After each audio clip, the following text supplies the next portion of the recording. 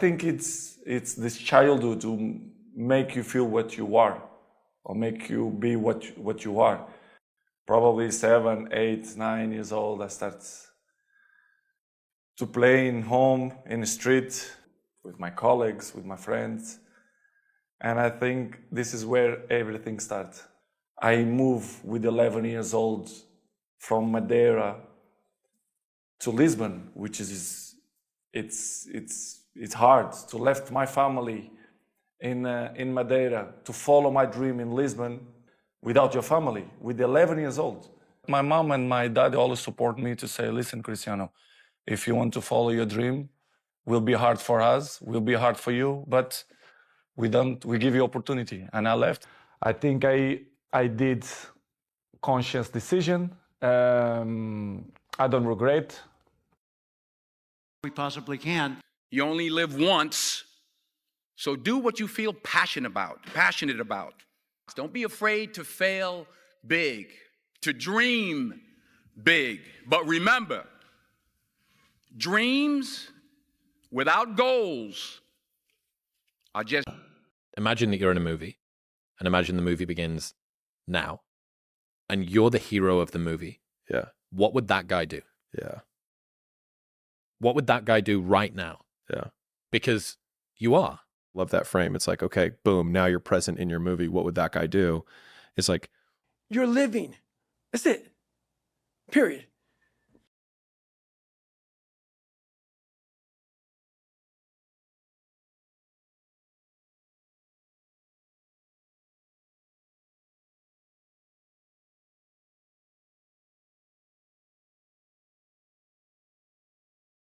Mostly what goes on through our mind and our subconscious is negative. Yeah. Like, oh, I could have done this better. Oh, I'm so dumb. I said stupid this. Do you know what I mean? Like, that's how we think. All too often, our brain goes to negative. It looks for what is wrong in our environment, and it does that as a way to keep us safe. It searches for what is wrong. Compare yourself to who you were yesterday, not to who someone else is today.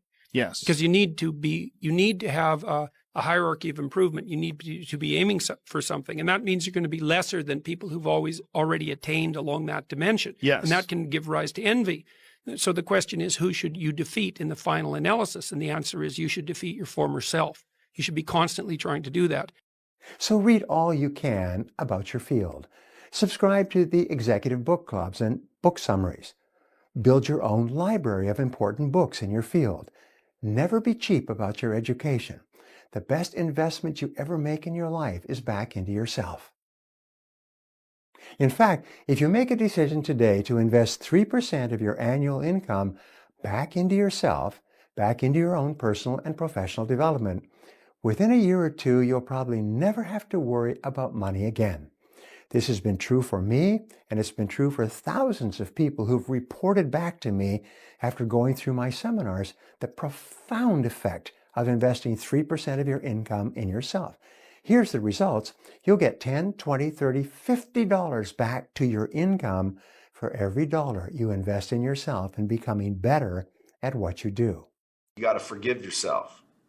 See, a lot of us have done some things in the past, or lied to ourselves, or lied to others, or procrastinated, or, all the things we've done has been recorded in our subconscious our whole life. And sometimes we get to the point where deep down, subconsciously, that we're not aware of, we don't think we deserve anything better than we're getting. And that's why we're getting what we're getting. See, you're never going to outperform your own self-image. So you may not be aware of it because we grow these things called egos to protect ourselves, but you theoretically could completely think you're a loser without even knowing you're a loser. So step one is forgive yourself and others from doing stuff. The best way to get the optimum results out of your day is to plan your day the night before. There are two reasons for this. Too often during the day, we're just responding to everyone else's needs instead of doing our intended plan. So if you don't have a plan, you're guaranteed not to be doing what you want to do. You'll be responding to other people. The second reason for planning your day the night before is you can rationally decide what you're going to do at what time of the day. Too often people just work from a to-do list. What you want is to schedule exactly what you're going to do at what time. Schedule how long you think it's going to take. Every minute spent in planning saves 10 minutes in execution or getting the job done. So the most important thing you can do is plan your day, preferably the night before. Sit down with a piece of paper and write down everything that you have to do the coming day. It should be the last thing you do at the end of the day. And by doing it the night before, here's the payoff. All night long, your unconscious and subconscious mind is going to be working on how to make that happen. It's going to be coming up with creative ideas, pulling information from your past memory into the present so you can utilize it, and literally planning your perfect day. It's like having an employee working for you all night long. If you do it in the morning, you don't get that benefit. And then start to work your plan. Like having a clear structure of understanding, okay, this morning I'm going to, like when I was writing a Wizard Art series and outlining Legacy, I come in the morning, 7 a.m., and I'm there. I'm writing backstory from 7 to 12, then go pick up my kids, and then I come right back and I'm writing again. So like within that structure, you know, my mind when I go to sleep is already like planning of what the next day is going to be because I know, you know, what it is I have to do. It's that consistency and structure. Set a time to train at that time. Set a time to go to sleep at that time. Set a time to get up at that time. Don't tell yourself you need to do something and then don't do it. Because the more discipline you have in your life, the more freedom you will end up with. So if you lack the discipline to exercise. Say that my job is to like Lisa first. Before anything that occurs today, my job is to like Lisa and to know that I'm going to bring the best version of me in every situation I can. To like me before anyone on Facebook likes me, and to know that I'm okay. What does it mean to be everything to you? That's not an arrogant statement. It's not a place of self-indulgence. It's to recognize that self-care is not selfish. It's to recognize that you can only serve others from a full cup, and that it's your job to fill yourself up. Fill yourself up with positive thinking. That's why you're here. Fill yourself up with new possibility. That's why you're here. Fill yourself up with new opportunities. Fill yourself up with having the best people on your planet, loving yourself enough to remove unhealthy, toxic people out of your life. Yeah. When you work, work. When you play, play. Don't mix the two. Don't work at play. I used to take my family to the beach and I would bring my briefcase. Or at the beach, I'm saying I should be at the office. I should be at the office. Now my family's upset because I'm at the beach and I'm thinking office, office, office. Now when I'm at the office, I'm thinking what? I got to get my family to the beach, the beach, the beach. So things are not going too well at the office because I'm thinking beach, and things are not going too well at the beach because I'm thinking office. Here's what I learned to do. At the beach, be at the beach. At the office, be at the office. When you work, work. When you play, play. Don't mix the two. In each moment, the thing matters. In each moment, it's the only thing that matters, actually. What's happening in front of you is literally has all the meaning in the world. And so what matters is just being present for the thing. So if you're doing something that you want to do and you're fully there for it, then it's not wasted time. If you don't want to do it and your mind is running away from it and you're reacting against it and you're wishing you were somewhere else and you're thinking about some other thing, or you're anticipating some future thing, or regretting some past thing, or being fearful of something, then that's wasted time. That's time that's being wasted when you're not actually present for the reality. Times. So the accountability mirror is something that I kind of came up with in high school. Like I said, I started shaving my head when I was 16, and I got caught up in trying to impress so many people because no one liked me. So I developed so many different identities. Let me sag my pants. You know, let me pull my pants up. Let me talk this way or act this way or be this way or whatever the hell it may be. God, dog, there's so many different things I did to try to fit in with so many different groups that when you look in the mirror, that's the one person you can't lie to. So every morning I would shave my head thinking, God, I would reflect back on some of the lies I may have told somebody or some of the ways I acted I didn't feel comfortable doing. And I did it to impress other normal people. The key word there is normal, everyday people. I was trying to make other people like me. How pathetic is that?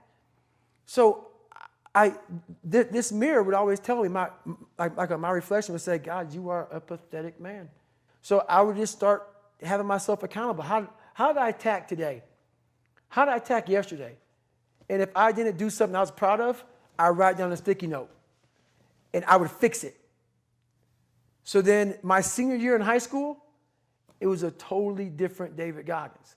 Can you give an example of something that you wrote down and fixed? All right, there was a lunch table that I wanted to sit the cool guy lunch table, man. I wanted, even though everybody was calling me all the time, I wanted to try to act like somebody I wasn't so I could fit in. And I sold my soul to the devil, trying to act like, no, I'm David Goggins. That's who I am. And so I wrote down on a piece of paper, the table, sit by your self. And that's what I did. And guess what happened? My table became a table people started sitting at. The opportunities are as big as the sky. The best piece of advice that I ever received is that you are what you think about. Everything that you think about, you become. You become what you think about. Thoughts lead to actions.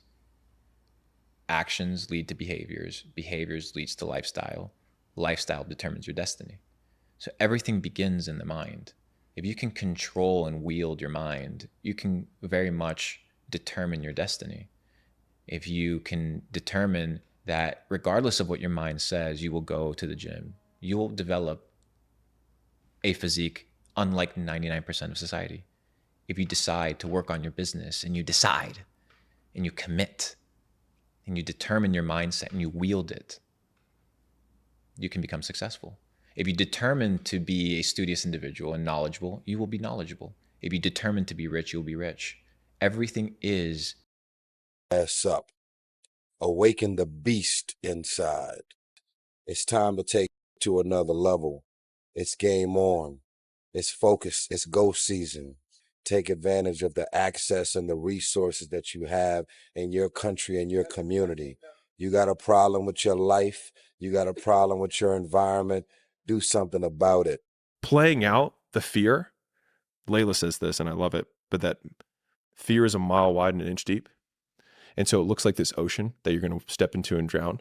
But as soon as you step into it, you realize it was not that deep at all, and you can keep walking through it. And I just love that visual, because a lot of times when it's like we have this anxiety around this big decision we have to make, if you actually take the step and realize that it's not death, you're not going to drown immediately. There's plenty of other steps you can take from there. Imagine that you're in a movie, and imagine the movie begins now, and you're the hero of the movie. Yeah. What would that guy do? Yeah. What would that guy do right now? Yeah. Because you are. Who's holding you back? The system, the man, the woman, the ideology, the culture, all that stuff, bro. If you want to become a high-tier individual, and if you want to live life on your own terms and be the wielder of your future, the main character of your life, then you need to start moving with intention. You need to start moving and operating with a lot of power. What one big thing could that guy accomplish that would make all of the mediocrity of your life up to this point irrelevant? And why are you not putting every single ounce of your effort to prove that one point so that you could then justify everything up to that point? So it wouldn't have been mediocrity. It would have been the path to get there. Exactly. Thank you. It would have been. Looking back at that young David at 8 years old with white splotches on his face and stuttering and hair patches falling out. And I look at him and I'm like, man, there's so much peace in knowing what I've accomplished and what I've done. So my peace may be different for others. That's why I never critique or never judge anyone, because I don't know your story, where you come from. I found peace years ago. In the battle, you find peace. When you go to war with yourself, you find a lot of peace, because you know exactly who you are. And that is where the peace is really found for me. The loss in society. That's why when you see something pure, it just jumps off the page, jumps off the screen, jumps off. You just like, gotta have it. So you figure all this out, man. And you go through the gym and all the pain, there's a lot of pain there. But if you push past the pain, then you feel that pride, man. You get kind of choked up about it. Because it's worthy of being choked up about it. I'm sitting here talking to camera, man, getting all fucking mystified about it, because it's that alive. It holds that much value, man. Someone gives you a check, you cash it, you don't even know what that is, man. I give you a title, you don't know what that is.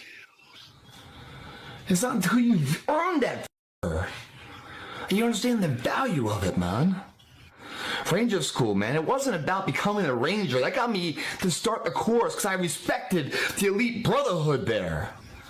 The title, the echelon of success that such a small group of society that has that right to call themselves. But that was quickly gone the first fucking day, man. Beating my ass up. You know, I walk in at 2 or 3 in the morning and, hey, shit stick, get the f down. Man, I didn't walk 3 feet into that compound, 500 push-ups, man, I can't move my arms. And I got 70 days of this shit, I'm only 5 minutes into it, I'm already dead. And I came into the best shape of my life. Oh my God, man. You think that title is in my mind at that point? I don't think so. What keeps me going? When you're in the gym, you know, to get in shape, that sounds great when you're sitting on the couch or you're back before the starting line wargaming how great it'd be to finish the marathon under 3 hours. But when you start running the third, fourth mile, all of a sudden, whoa, we lose our interest on that goal because it gets too hard. You gotta find more value and believe in yourself before you embark on these journeys. And once you have it, guys, let's jump forward. Once you have that belief, let's say you can figure that belief out. That's so strong that it overrides the crowd's disbelief, the adversities, anything. You welcome that shit because that right there is supposed to happen. Because without that kind of abuse on you, you will not become the battle-tested, proven champion that holds the title, that has the value of the title. You never become what a ranger tab means. You must go through those ends. Hit rock bottom. Your worst hour of despair becomes your best as you get back up. You learn from that.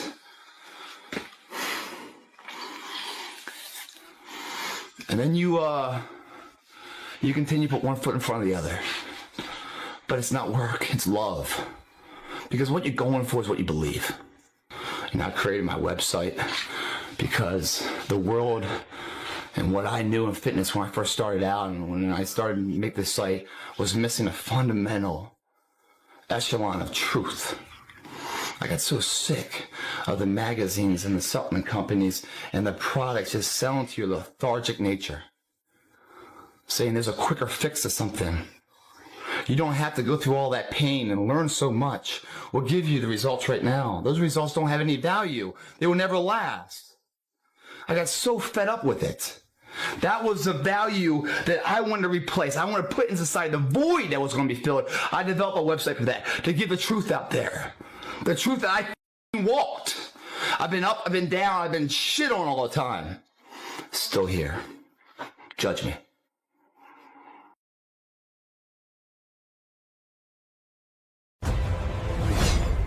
Subscribe to the channel.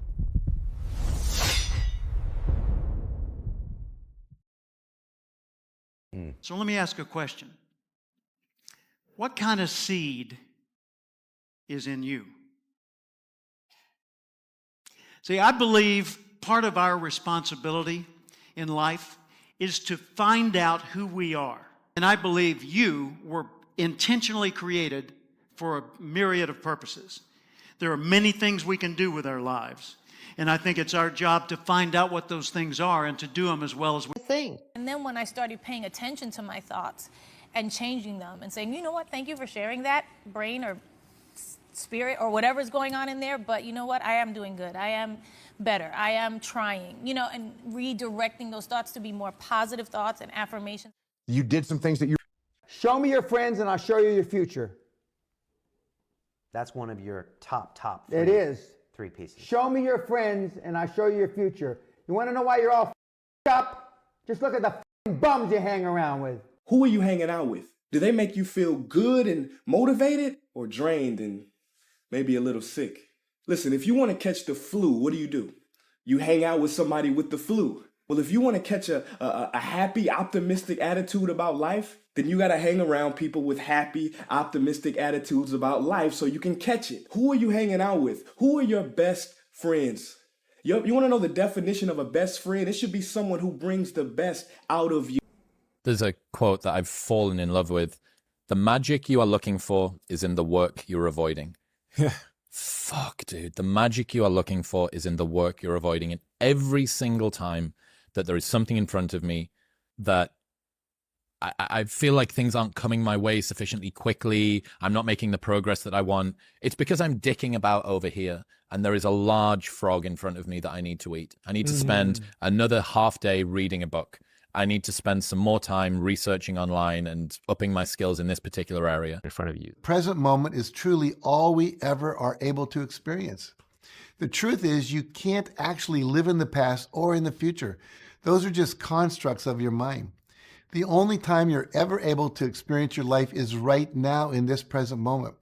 And the more time and energy you devote to fully experiencing and getting the most out of each moment right now, the more joyful and fulfilling your life will be. Enjoy it. Make the best of it. You know, it's even briefer than that.